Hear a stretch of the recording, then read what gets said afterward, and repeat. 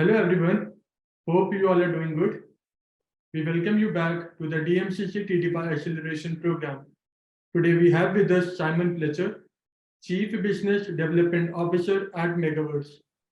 Megaverse is a hyper-realistic, multi-purpose, superior quality metaverse project built with a key focus to deliver metaverse solution to their B2B partners. The topic for today's session is partnerships and cross collaboration. I am sure that this session would surely enlighten us with how to secure business partnerships for our business. I would now like to invite Simon to please take it forward from here. Perfect. Thanks a lot, Japneet. Pleasure to be here. Thank you for joining, everybody. Jacob, Mitesh, Nabil, Nestor. Pleasure to meet you all. This was kind of put together a little bit last minute because Mustafa, our CEO and founder, was originally going to be here, but as we're so busy with all of our partnerships, he just couldn't make it. So it was a last minute request or a suggestion that I would do it instead. So also please bear in mind that it's funny that we're talking about partnerships because Mustafa and myself are not really the most extroverted and outward facing people of the company. We are the ones that deal most with the, with the big conversations, but we're not the ones that do the presentations. We're not the ones that are really nominating ourselves to do things like this. So this is a kind of a new thing for me. So if I get a little bit tongue-tied at any point, please forgive me. Right. So Japneet's going to share my presentation, and I'll just I'll make a start. So yeah, just to give you a little bit more context of who I am. My name is Simon Fletcher. As Japneet said, I'm the Chief Business Development Officer of Megaverse. We have a connection to TDFI and the MCC because we are incubated by TDFI. We've been with TDFI for around a year now, and not necessarily related to that, but just because we move in the same spheres, we're also close to establishing a strong relationship with the MCC in Dubai, in which we would hopefully become basically their metaverse provider for all of the MCC needs. So that's how I'm connected to TDFI. Personally, I'm English. I'm currently in Barcelona in my cave. You see my Messi shirt on the wall behind me. We are really a Dubai-based operation. I will be moving to Dubai full-time in the next 3 to 6 months. I think we are going to touch upon this, but where you are is also very important, and Dubai is certainly one of the best places to be for the businesses that I think you are all probably connected to. There's so much happening there. It's a very important location, is really important. Again, just stepping back a little bit, I have a background in crypto, in marketing, in e-commerce. I first got into crypto around 2015, 2016, in business terms. I was aware of crypto before that, but of Bitcoin, sorry, before that, but I never bought it, unfortunately. I worked for a company called the Naga Group. They are a social trading platform, and they very smartly decided to produce a crypto token during the Wild West days of the ICOs, which was probably, I think, 2017, winter 2018. And we had a successful ICO that raised $65 million. And then obviously not long after that, the crypto winter hit. And then I ended up going back into e-commerce and marketing. And then I found myself meeting Mustafa, who knew me from working on the Naga Group project. And that's how we got here today. Mustafa and I initially started working on a crypto exchange. Obviously, it's very difficult to find a foothold with a crypto exchange because it's so dominated by the big players. And there is so much synergy between crypto, Web3, and metaverse. that it was just kind of really a natural progression for us. And that's how we decided to see if we could make any inroads in a lesser dominated industry, which is the metaverse industry, as it was 18 months ago. So that's how we started Megaverse. If you just want to look at the next slide, I mean, Japneet did touch upon it a little bit. I think he probably said these words word for word from my presentation. But we're a metaverse platform that doesn't just focus on gaming. Gaming is an element of what we do, but we're multi-purpose. So we cater for gamers. We cater for people who just have an interest in exploring and understanding what could be inside a metaverse. We are a destination for brands. We are a destination for government entities.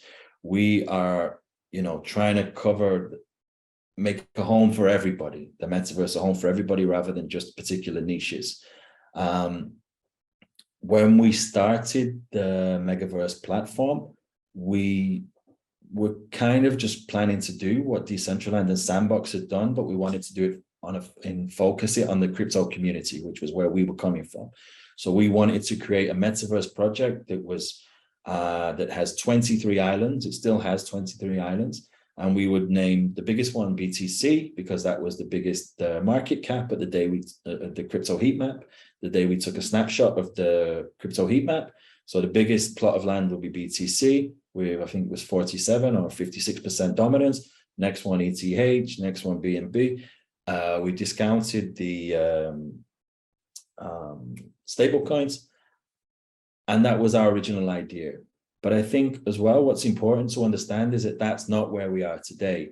And that's also really important in terms of growing your business, is that you have to find your way and understand what it is that people want. And it maybe wasn't necessarily that there was no huge demand for crypto community focused metaverse project. It not necessarily means it was a bad idea, but we understood very early on that why do we have to restrict ourselves to crypto community? If we are building a metaverse, the metaverse is for all communities. The metaverse is for sports communities. The metaverse is for Bollywood communities. The metaverse is for cricket communities. The metaverse can be for everybody. And that was the natural progression for us to understand that, okay, it's not only about communities either. This is actually a very real space where businesses want to be a part of. And that's how we've come to place a lot of our focus on the B2B side of things. And I think that takes us to the next slide. So I don't really know much about your guys' background, but I do understand that if you're here, it's because you have some interest in Web3. And you're probably even aware of what the opportunities are already. But when it comes to partnerships, and when you're trying to make that transition, particularly from Web 2 to Web 3, in terms of developing those partnerships, not only do you have to understand the landscape, so I put it here, this is not a new statistic. I was using this, I think, over a year ago. This is a McKinsey report that said the metaverse could be worth 5 trillion by 2030. But it's important because you do have to use that information to kind of pull in people who might not be aware of what's going on. You will meet many people who might even know more than you about the opportunities that exist in Web3, but a lot of the people that you do meet will not know what it is. So by being knowledgeable on what it is that you're doing, it's essential. If you don't present yourself as being knowledgeable on what you're doing, when you're speaking to somebody who doesn't know what it is that you're doing or why they should be involved in it, then you've got zero chance of convincing them. If you don't come across as a figure of trust to them, there's no way you're going to be able to develop any relationship. And what makes that a little bit difficult in Web3 and in Metaverse, I mean, obviously I'm going to be more focusing on Metaverse, although I think Web3, Metaverse are cousins. I'm just going to be referring mainly to Metaverse because that's what we do. It can seem very complicated. It can kind of feel like some kind of dystopia for some people. They just have this idea that it means everybody's going to be walking around with a headset on And it's, it scares them. It scares some people to think that that is the direction that society's going in. And the truth is that maybe it is going in that direction, but I don't think it's going in that direction in the next 20 to 30 years.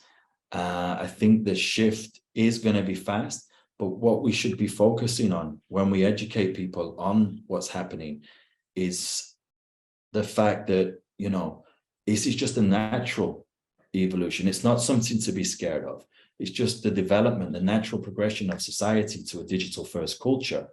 And one of the ways that I've done that is, I think, and you guys are probably a little bit younger than me. I'm in my early 40s, right? So I grew up without the internet around me all the time. I grew up without a mobile phone in my hand all the time. But 20 years later, a little bit more than 20 years later, but it's been there for a long time. So less than 20 years, I suppose. The internet is completely dominates our lives. Every one of us interacts with the internet on a daily basis. Every one of us has our phone in our hand almost, more than we would like across the course of a day. It's just second nature now. So when people are afraid of what Web3 is and what the opportunities are within the metaverse, I try and refer them to that. And you don't think of that as being something scary. You just think of it now as second nature. And it didn't change a lot of the fundamentals of your life in many respects. You still do things in the real world as you did 20 years ago. You just have this extra layer of technology in your life. And I think that's a good way of establishing a level of communication with people who don't get Web3, who are afraid of what it could mean.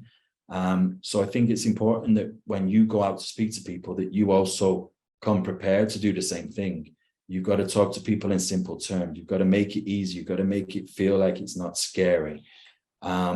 Take away the mystery of it. Don't make it like this crazy thing that they're not going to have any control over, that's going to completely change the way we live. In a way it will, but in a way it won't. You've got to make them feel comfortable with it. And when you do understand who you're talking to, you've got to be able to specifically tell that person why what it is that they're doing today could benefit from being in Web3 or being in the metaverse. And once you're able to establish that level of communication, it's much easier to get them to focus on what it's doing and be more interested in making a partnership with you.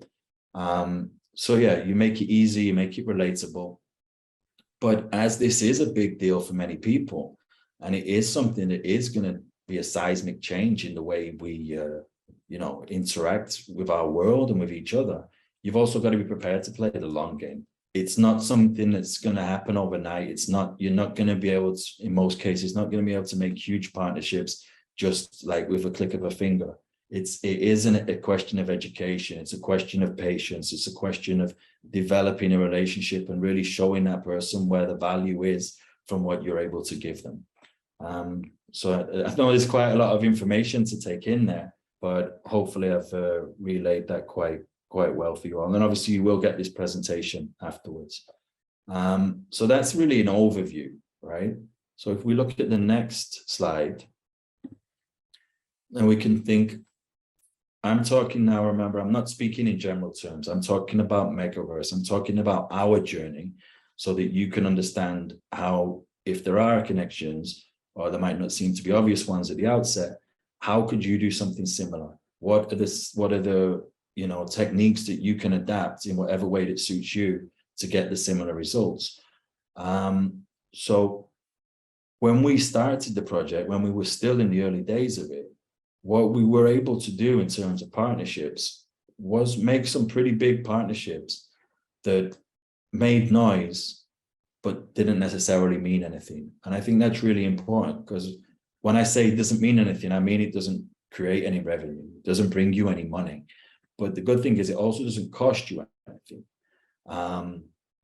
So I'll just give you the clear examples of, in our case, is that, as a metaverse platform, using a blockchain, we need to use services from particular people. So I'm thinking about Polygon. We were going to work with Polygon. We actually didn't use the Polygon blockchain in the end, but we were able to establish a strategic partnership with Polygon because we were thinking about doing that.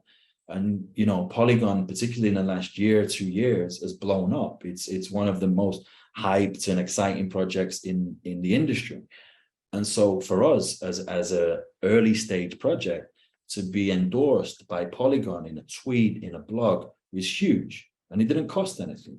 So it didn't, I can't say it actually led to anything concrete financially, but in terms of getting us up and running, it was a huge help. It gives you confidence, and then you take that confidence into the next relationship, into the next interaction. We did the same with Filecoin. We did the same with Chainlink. So the reality is that if you're in our industry, you will need to take services from people like this, right? But what you've got to understand is that when you take that service, it doesn't necessarily have to be something that you just pay for and that's it, and you're happy. What you can do if you communicate with these people in the right way, you can establish a partnership with them where they're happy to announce you as a strategic partner just because they're using their service. So Polygon's got a huge network. Chainlink's got more than 1 million followers on Twitter. Filecoin's got hundreds of thousands. So we needed something from all of those people, and would have had to pay for it anyway. But what we did in terms of developing a strategic partnership was also then get that endorsement, if you like, from them by saying, we work with these guys, these are somebody you should pay attention to. And I think that, it's not necessarily something that's only specific to us. I think many people in different spheres could leverage those relationships in the same way. So if you do need to work with a bigger partner, whenever it's possible, wherever you can, you should always be asking for what more you can get. What can they offer in terms of marketing assistance? Because, okay, that's why I say a lot of noise, but without a lot of impact, because it is a partner, but it's not a partner in terms of what we're generally thinking of a partner as a revenue driver. But it is very important, particularly in the early days. It was really important for us, and I think it's something that maybe people overlook in terms of how you can leverage something that is necessary for you into an opportunity to grow the awareness of what it is that you're doing from an early stage. And that can really make a big impact. Right. So we'll go to the next slide, Japneet. Yeah. So now I'm going to talk about,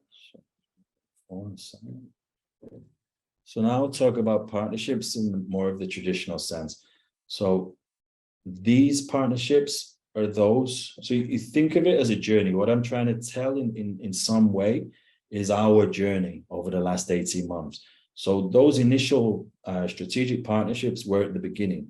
That was before we started having serious conversations with real partners that who we could offer a service to, who could use our infrastructure, who could be on our platform, and who could help us make money at the end of the day.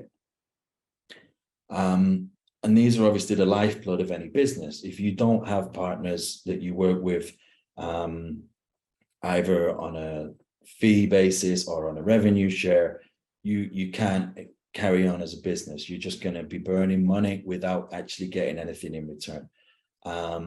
So, I mean, there is another way. It's not really what we're going to talk about today, the B2C side of it, the token sale, the land sale. Those are obvious ways of generating money, which a lot of projects have done. But the truth is that if that's all you're going to do, then that is going to hit a wall at some point, and you're just going to disappear. Luckily, you might be able to walk away with some money, but it doesn't have, there's no long-term business model there. You can't really do endless token sales. You can't do endless land sales.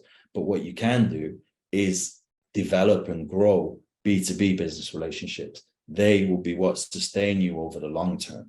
So that makes it also more difficult because everybody's competing for the same kinds of partners. Everybody's competing for the same kinds of business. We're not the only metaverse platform in existence. There are other more established platforms. There are other platforms with more money. So how do we make partnerships? How have we been able to establish partnerships? And the first point is probably the most important point, which might be a little bit disheartening for some people, because if you don't have a network, then you might think, well, how do I build one? That's kind of a different question, but you've got to also think that even if you don't think you've got a network, you probably do. It might make a little bit, you might have to work at it a little bit harder. You might have to do more groundwork. You might have to put more hours in making the connections, but you can build your own networks. We've all worked with people. We all have past. We all have friends. We all have, you've got to be really creative in the way that you understand how the people that you know can help your business grow, how they can connect you with that person, how they could potentially give you an introduction to that person. In our case, we've been quite lucky in that our CEO and founder, Mustawa, as you know, he's an entrepreneur by birth. You know, he's a natural entrepreneur. He's been in Dubai since before there was even a road from a paved road, proper paved motorway road from Dubai to Abu Dhabi. So that amount of life experience and that time and skin in the game creates its own natural network. And then when you do a project like ours, then you can leverage that network to get introductions, to, you know, to get your project in front of people who could give you an introduction. But that network will only work for you if you're able to show them that you have a product that they should be showing to other people. Even if they're your friends, even if they've invested in you, if they think you're going to let them down, they will not facilitate introductions. So you can't, while the existing networks are really important, if you're not able to show a strong product and show the fundamentals and show that you understand it, show that you're passionate, show that you're dedicated, they won't just automatically introduce you to more people.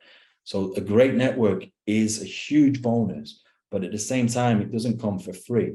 Even if it's there, it doesn't mean it's going to work for you if you've not got anything to give to them. You still have to have some product. You still have to put in the hours. You still have to make the effort to make that network be interested in being closer to you and your product, because they're also not doing this out of the love of their own hearts. You know, people want to be connected to projects that they think are going to go somewhere.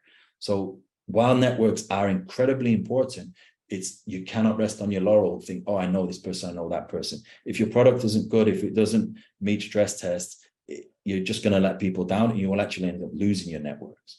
So that's really important thing to realize as well.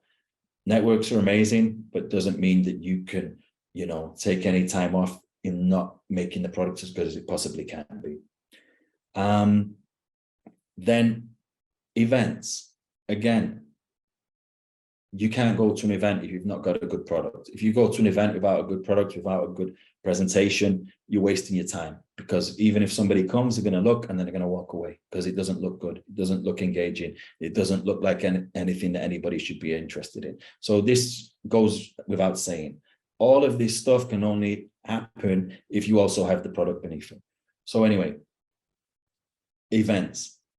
If you're based in Dubai, or, you know, if you've got a huge budget, you can go to many events, and by going to many events, you will meet many people. If your product is good and you're in those places, you will automatically start to create buzz just by repetition of seeing the same people are in all the same events, and they will suddenly start to think, oh, maybe this is somebody we should speak to. You can meet people that way. But the reality is that these events are not free. Unless you're, you know, some kind of special startup that gets invited to pitch, to have a presence at the major events is a significant financial undertaking. So you can't just say, I want to go there, I want to go there, I want to go there. Because one, you might not be able to afford to go to all of those places. And two, do you even understand why you want to be there in the first place? So when you choose your event, you've got to be very careful. And this takes us back a little bit to TD5. Our first real public event was at GITEX in October. And that's one of the most important events in the calendar for our industry. And we made an effort to be there. We had the biggest booth on the TD5 pavilion. They have a huge network. So, you know, by having the biggest booth on that pavilion, by having a good presentation, by having all of the team there, we automatically look like something that people should look at in more detail. So again, it's the same as having a network. You've got to go to the event, but you've also got to present yourself in the right way. And you've got to be smart about why you're at that event in the first place. And if you do, it's great. Those events will work, but you've got to be careful because it's not free, and you've got to make sure that you know why you're there and what you want to get out of it. But if you do know those things and you're in those places doing the right thing, showcasing yourself in the right way, you will be able to start the conversations that can very easily become partnerships, because people who make decisions go to those events. Advertising. This is a little bit different, but it's interesting in terms of our journey, because as a metaverse project, we, when you, again, I don't think I touched upon this when I spoke about communicating with people about Web3, about metaverse. You got to be smart in terms of who you communicate with as well, because if you're educating somebody, that time and effort on your side, that drains your energy. That time could be spent educating and speaking to somebody else. You've got to be smart about who you're talking to. Is that person you're talking to really suited for what it is that you want to do? You've always got to be asking yourself those questions. You've got to be cynical about it in that way. Why speak to that person if there's no point? Why educate him just for the sake of educating him if he doesn't actually have any opportunity to help further your business?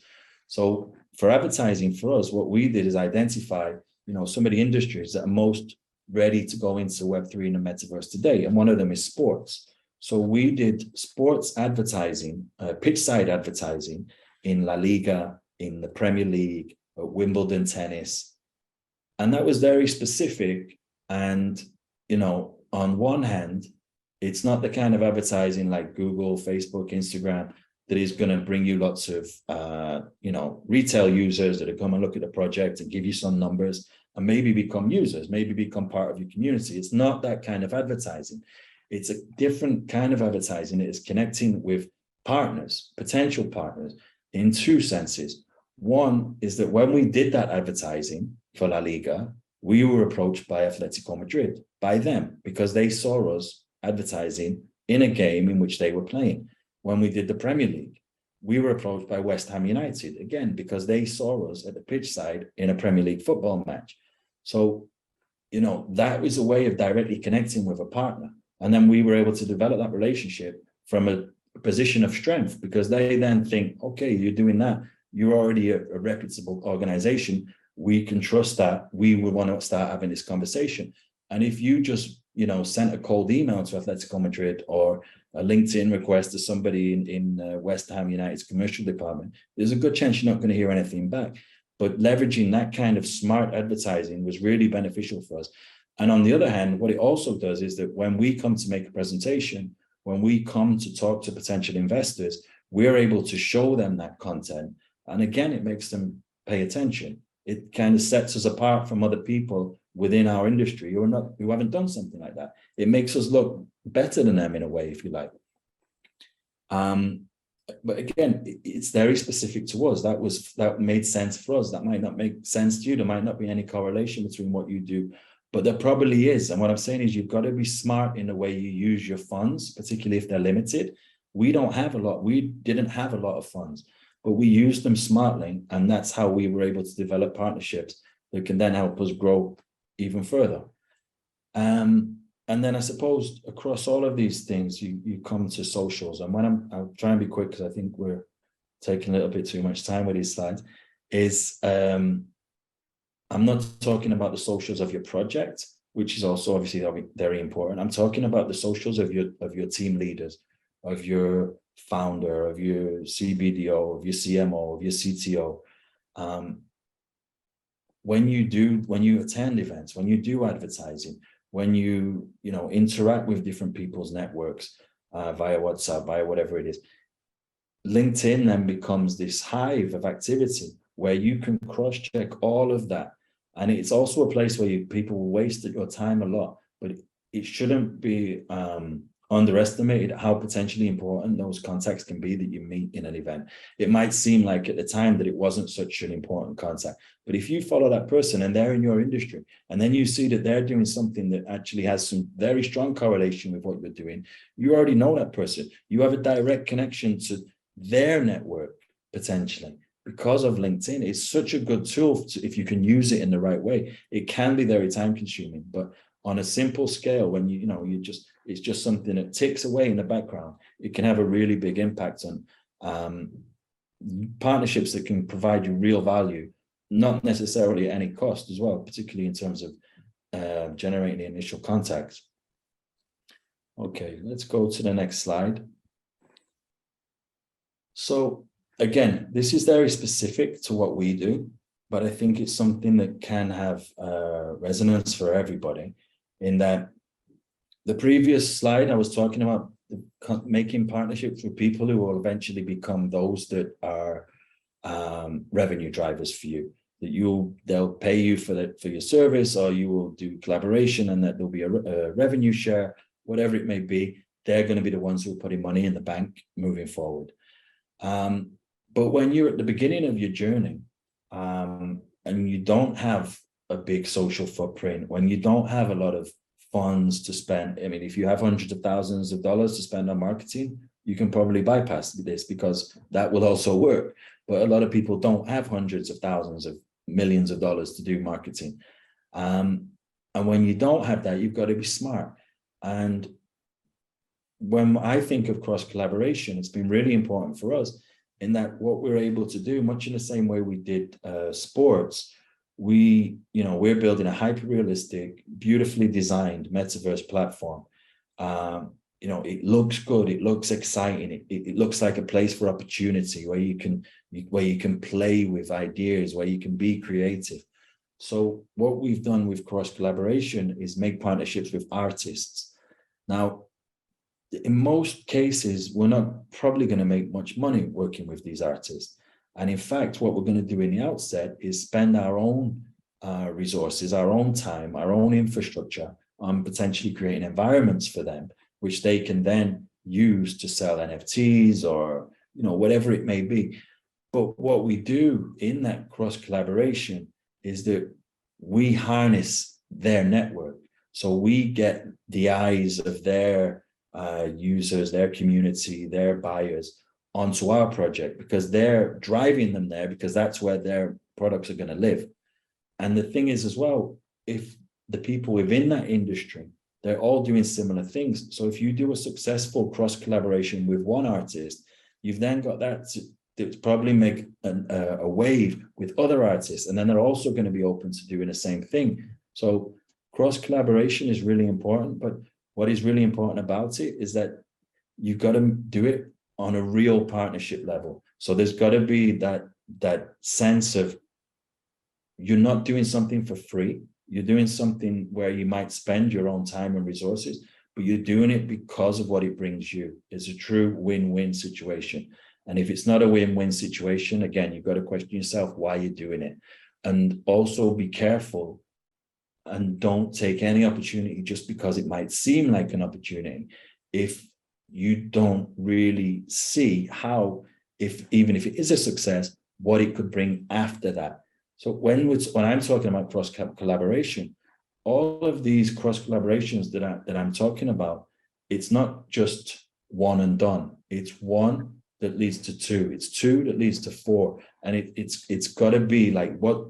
It's about the journey that you're on, and how that by making that one, it will go to two, and just growing it exponentially from there. Okay, we can go to the next slide, gently.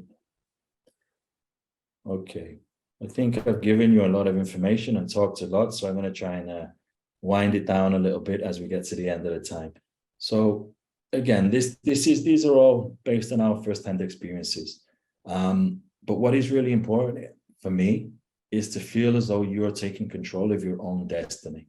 And so when I say that, I'm talking about internalizing the way you work. Don't rely on other people. So when I'm talking about cross collaboration, when I talk about partnerships, even if there is the sense that we're doing something at the outset that might not necessarily make business sense today, because it doesn't bring revenue today, we're looking ahead, and we understand that the people that we are partnering with are our actual partners. It's not just a transactional relationship. It is something where we're both connecting on a level where we both understand that if you do this for me, I will do this for you, and then we will both benefit down the line. And the same thing has got to apply across the board, and you have to internalize that and understand that everything has to be under your control. So marketing, development, design, infrastructure. When you're making these kind of commitments and promising to make partnerships and doing things that are actually going to cost you resources and time, you can't be doing that with external parties, because all they're going to want, they look at you first and foremost as a payday. An agency wants to get paid. They don't care really, in most cases, how by working together you're going to get to a better position. All they care about is today. And when you're building the relationships from zero, as we're talking about today, it does take a lot of give and take. And so if you don't have your own team all working on the same page and understanding that you're all like making a little bit more effort than you should be at the outset, because the rewards later on are going to be great, then it won't really work out. Because when it comes to delivering on these promises, you won't be able to deliver. If the business development and the founder does a lot of work in being able to make connections and set the wheels in motion, if your team then lets you down, you're dead. You're not going to get that opportunity again. So you got to, that's why I say internalize. That's why I say put as much under your own control as you can, so that everybody's working on the same page. Because these partnerships are established mostly on a personal level. But if then your technical team lets you down when it comes to actually delivering, the negative impact can be huge. So it might seem not necessarily relevant that you need to not outsource, but it is, because if you're doing that, you're relying on other people. They're not going to make that extra effort that you might need sometimes. So yeah, and they won't be fast. They'll be slow because they get paid a fixed amount per month, or they get paid more if they need to do more. You've got to have it internalized, all of your systems if you can, and then set limits as well, right?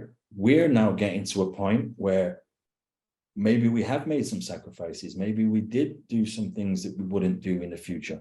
But you've also then got to learn that, okay, I took a hit. I did that. It was worth it 1 year ago. But today it's not worth it. Today I've got all of this, backstory of 18 months to show you about why I don't need to do that, why I deserve more respect, why I'm not going to do something for free. So you've also got to understand that there is a moment where you've transitioned from being that person or that project that really needs the attention, that really needs the help, to somebody who deserves some respect. And you've got to understand that people will be there to try and take advantage of you, but it's very important that you set limits and make sure that you get things done on your terms. So yeah, this is the last slide, really. Sorry, gently. Yeah. Key takeaways. So as I said at the beginning, if you can, wherever you can, try and find free value. That's where we found it with Polygon, with Filecoin, with Chainlink, and others. If you can find those strategic partnerships that you might not have understood could be there by just some free marketing, they can go a long way to getting you moving and getting you up and running and getting you established as somebody that people, okay, so I don't know who they are, but they did this with Polygon. I know nothing about them, but that blog in Chainlink is quoting them and supporting their project. So it's free and it can be really valuable. Speculate intelligently for long-term goals. Again, I'm talking about financially. Make sure you know why you're going to an event and how you're going to present yourself, what you want the result to be. Don't just do things haphazardly. If money isn't, just flowing from a fountain, you need to be smart with it. You need to be understanding why you're doing something and what you want the result to be, because if not, it most likely won't be the result that of course you have a general sense of wanting to succeed, but if you can't specify why you want to succeed and what success is, then it's hard to, work towards that actual goal if it's not very focused. And then you've got to be patient, it takes time, and nothing happens overnight in most cases. Maybe when you get more established and you've got more more power. Things can happen quickly, but at the start of your journey, it will often take time, and you've got to understand that you've got to be patient. And with that, you also have to accept that most of the effort that you make all the time will not deliver the results that you want, and you cannot allow yourself to get disheartened by that. We've had so many potential partnership calls and meetings, and maybe 20% of them have actually come to anything tangible. And that's a lot of effort. It's a lot of hard work, and it can be disheartening to think, and especially if the call has gone well and you present yourself well and you don't get anything out of it, it can be easy to lose heart, but you can't. You've got to carry on. You've got to trust the process, and you will get there. And that 20% that you do deliver will be the ones that drive your business forward.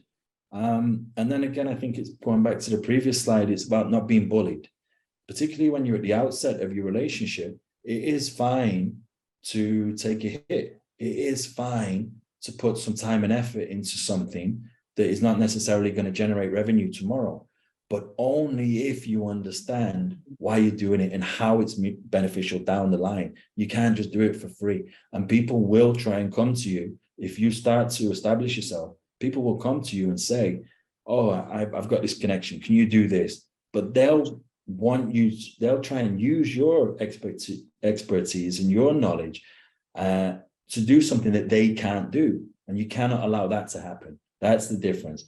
The partnerships that you make are mutual partnerships. You cannot become the baby brother. If you become the baby brother, you're not going to be successful. You've got to stand your ground, even when you're not, established as you want to be right now. But yeah, I think that's pretty much the end of my presentation. Japneet's going to share it with you all later. I feel like I've spoken a lot, but I hope it was in some way insightful. And I think we're going to be open for some questions. Yeah. Hi, Simon. Yeah, go ahead. Hi, Simon. It was a really very good presentation. We Thank found you. there is enough value for how to find the partnership and what the hurdles, the early stage that people are facing, and what need to be avoided and what need to be do that. There's a really good understanding of the that established Web3 company that you have faced, and what we get knowledge, which is I think a really good one, the presentation. My first question is what's the best way to find the free value strategic partnership? I think it's a really good question, because I did have more information on that I didn't expand upon. I think network is interesting, because you will find that, even if you're a small company, there is a good chance that the guys within your team have worked on other projects. They do know people within organizations. So being able to just try and see if somebody can connect you directly is always obviously the best way. If you can speak to somebody in the team directly through a personal connection, it's always going to have a much better chance of being successful. But on the other hand, like a lot of these companies, like the ones that I mentioned, for example, most of them do quite small grants and initiatives for startups. And I think that's quite an easy way to get at least establish some kind of communication with them. It's not, you're not trying to ask the founder for 500,000. You're talking to someone whose job it is to try and help small businesses and to give them, access to their network, to give them access to their tools. There are different. I'm not the CTO, but I know that our guys got stuff on the technical side from different companies, which were a big help. So I think when you know what you need to do and what kind of infrastructure, what kind of technical help you require, there are often opportunities for those guys who are obviously big companies. They do have systems in place to help you, and that's can often be a good way to make the connections with them. Okay, and the second question would be that we are a Web3, we are building an NFT ecosystem right now, and we are a Web3 startup right now. And we have the 4 different kind of NFT services providing tools. So where we are integrating all the existing NFT brand into our ecosystems. So how we can approach that, that top level NFT brands, which is right now doing really good things, but there is a very difficult to find all the details on the public level. So we have created a different system. So we would like to approach them with our ecosystem and become a partner. Yeah, I think, I think to get your foot in the door and to get cards, I think events is a great place, because the big players will almost always have presences in major events. And then in that case, you don't necessarily have to go as your own project, right? You can go as a visitor to the event, and you can still interact with the people there in person, and you can give them a simple pitch. Those people who are at the event, they're there just to talk to people. They're there to interact with potential partners, and they will do it. As I said earlier, maybe you're not the right person to speak with, but in an event, you will speak to everybody just out of respect, because if somebody comes and shows an interest, you automatically respect that and communicate with them. So I think if you go to an event and you are very clear, okay, they're there, you will, at the very least, you'll get their business card, you will make a personal connection, and it's from there that you can potentially grow that. And then obviously, you've got your LinkedIn, you've got your cold ways of connecting, but that's more challenging. Thank you very much, Simon. Really appreciate it. Any other question, guys? Yes. Sorry, go ahead, Mr. No, go ahead, Jacob. Go ahead. Simon, quick question. So what would be an ideal partnership? What would, in your mind, be an ideal partnership outcome? Really good. Yeah, it's a really good question, because I think it changes, right, as you develop as a company. So what is an ideal partnership today is not, as I said, it's probably not going to be the same way in a year, because in another year, we want to be at a different level. So our partnerships in another year, we want to just be people saying, we want to work with you. Okay, we say, this is what it costs. Like, this is what we do.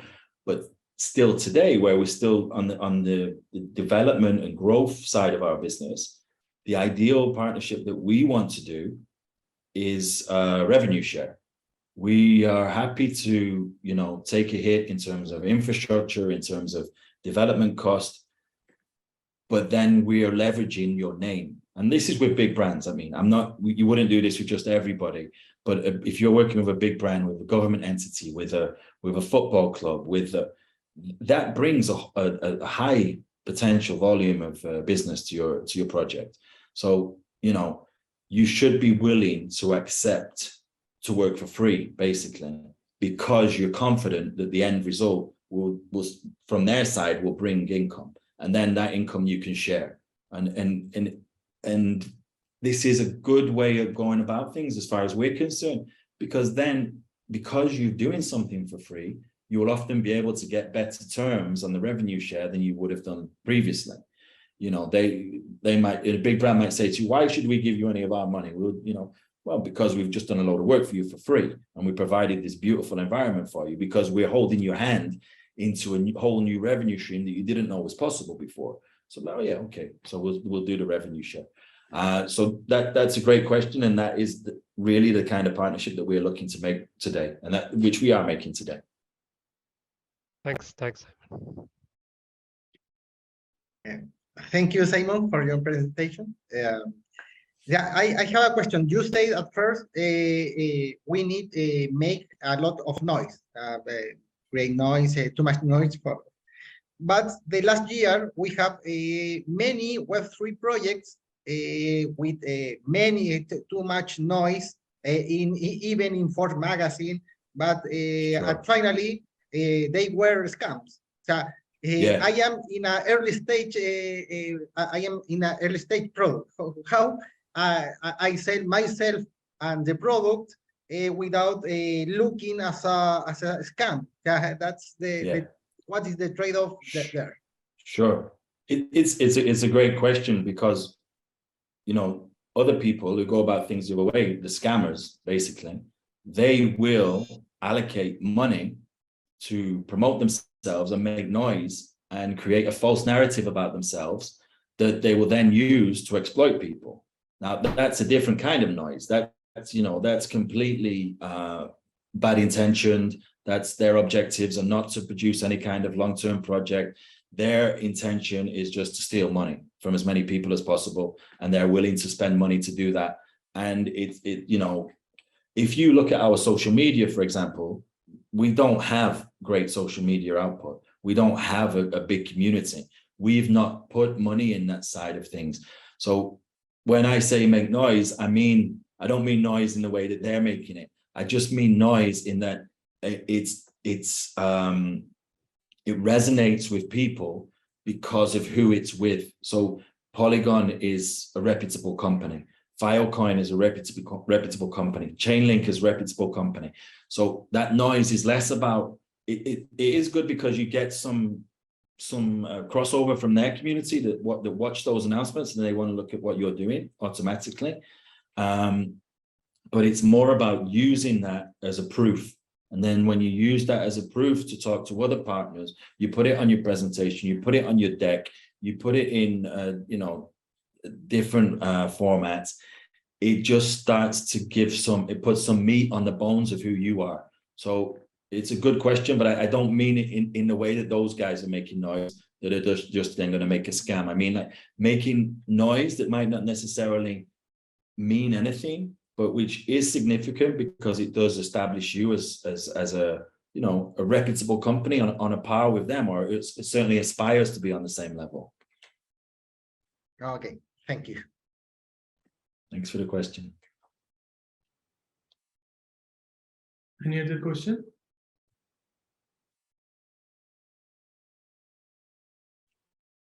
Seems not. I think no. Thanks, Simon. Like it was really a great and powerful presentation, right? You presented the partnership like a step-by-step guide, which we are, which we are very much adamant to while scrolling through the LinkedIn. All these people, I think, like I was able to gauge the interest from the eyes of all these people, and like the information that you presented was so nicely put in. Like it was a sort of chain of thoughts that was going on, like from A to Z. Like it was really great. Thanks for taking out your time and sharing your valuable experience with us, right? I would also like to add a particular point to this partnership saga. Like there is an Indian movie in which there was a dialogue, right? What is the most valuable thing in the world? The other man on the counterpart says, it's there in the name of the company. And the name of the company was Unit Trust of India, right? So this word trust is the most valuable thing in the world. And partnership brings the trust of the other brands. Their user base is being provided and they are onboarded to your brand. So there is a, like we talk about blockchain, a chain of blocks, right? So this partnership brings you to a level so that like you are creating a chain of partnerships, bringing all these communities, all these user base of different brands together, and cross collaborating on the business side, be it the revenue sharing model or some other different models. But you are creating an environment wherein all these people can come in, engage, and build a sort of more cohesive ecosystem where which is promoting cross collaboration. So yeah, like this would you build the blocks as they come together are also building your base as well. So you go from this, and as you do that, then you've got this substance beneath you, and that's how you can keep growing. Right. Perfect. Cool. Thank you guys. Thank you for your time. Like for Monday onwards, we'll be having a mid-program feedback and interactions session based on the responses that we got on the email and on Telegram. I think like Mitesh and some other people were also interested to communicate among each other, right? So we'll be having a interaction and mid-program feedback session, and on Tuesday we'll be having a pitch session with wherein you will be allotted around 5 to 7 minutes of time, and you need to present your project. And we'll be having one of our investor partners there with us, who will be helping you with his thoughts on your pitch deck and what specific changes or optimizations you can make on the presentation side. Also, I'll communicate all this information with you on the email. Cool. Thanks, Simon. Thanks again. Brilliant. Lovely. Pleasure to be here. Thank you, Jamni. Thank you, everybody. Take care. Good luck with everything. Bye-bye. Bye-bye. Happy weekend. Bye. Thank you, guys.